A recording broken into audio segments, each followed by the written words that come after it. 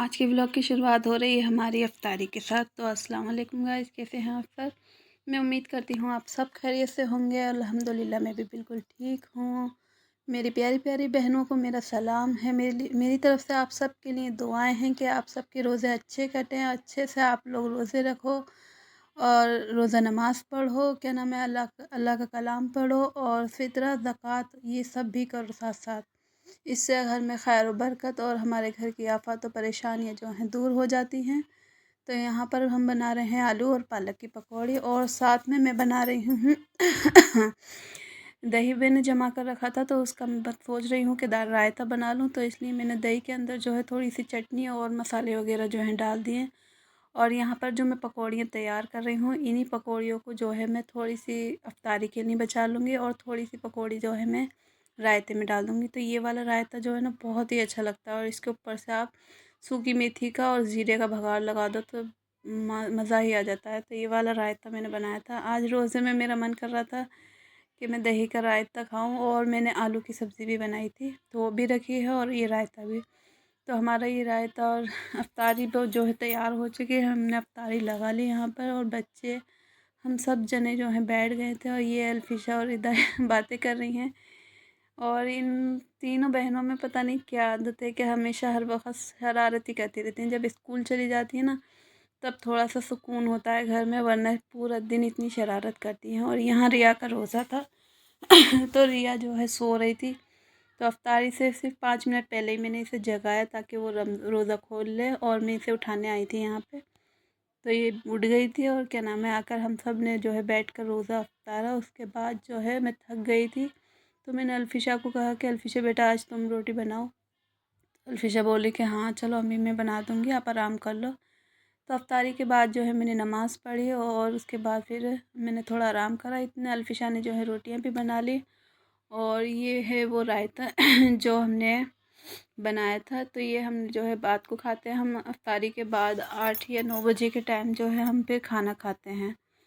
तो यहाँ पर मैंने खाना निकाल लिया था और ये रोटियों के साथ में बड़ा ही मज़े का लगता है रायता। तो मैंने जो है इसी रायते से जो है रोटी खाई और बाकी लोगों ने भी। और सोने से पहले जो है हम लोग दूध पीते हैं। तो हम सबको ही आदत है कि मैं सबके लिए दूध बनाती हूँ। और आज कल के जो है थोड़े से बच गए थे चावल, तो मैंने अपने लिए चावल जो है दूध में डालकर चीनी डालकर वो गर्म कर लिए। तो मुझे जो है इस तरीके से दूध में चावल खाने बहुत अच्छे लगते हैं। और यहाँ पर दूध थोड़ा जल गया था भगोने का, तो वो मैं जो है अभी सबको पिलाने के बाद में जो भी हमारा रात का खाना बचा है, आटा और दूध वगैरह, इस सब को जो है मैं उठा करके फ्रिज में रख दूँगी। और यहाँ पर अल्फिशा भी जो है खाना खा रही थी।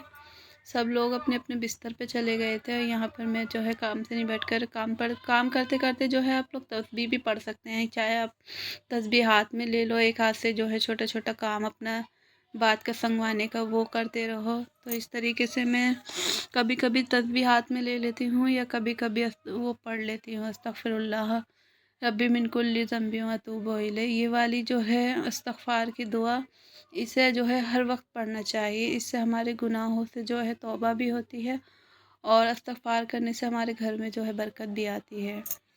तो ये यहाँ पर रात की जो है मैंने कपड़े भी धो के रख दिए थे। ये हो गई थी सुबह। ये थोड़ा सा क्लिप जो है मैंने सुबह का लिया था, ये रात मैंने कपड़े धोए थे।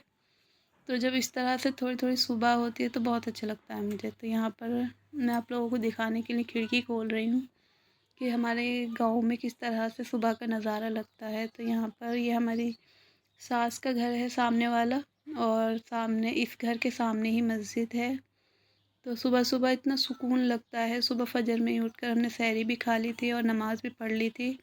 तो हल्का सा दिन निकल रहा था तो मैंने सोचा थोड़ा सा वीडियो ले लेती हूँ यहाँ का भी। तो यहाँ पर बहुत ही अच्छा सुकून लग रहा है।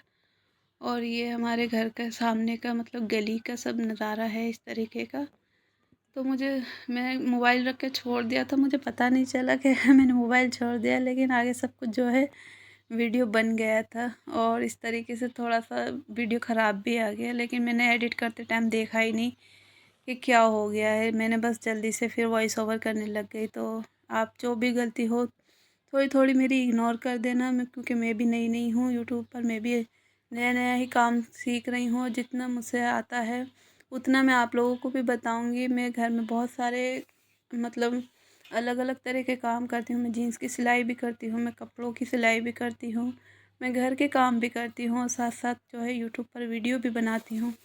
तो सारे कामों को साथ साथ लेके चलना बड़ा ही मुश्किल रहता है, लेकिन इसमें एक बात है कि हम लोग डिप्रेशन में नहीं जाते, क्योंकि एक के बाद एक हम काम करते रहते हैं तो हमारे दिमाग से जो टेंशन और डिप्रेशन वाली एंजाइटी है ना वो ख़त्म हो जाती है। क्योंकि मैं जो है बहुत ज़्यादा डिप्रेशन में रह चुकी हूँ। जब मैंने अपनी बेटी गोद दी थी अपनी नंद को और एक अपनी दौरानी को भी दी थी, तो उस टाइम पर मैं जो है बहुत ज़्यादा डिप्रेशन में चली गई थी।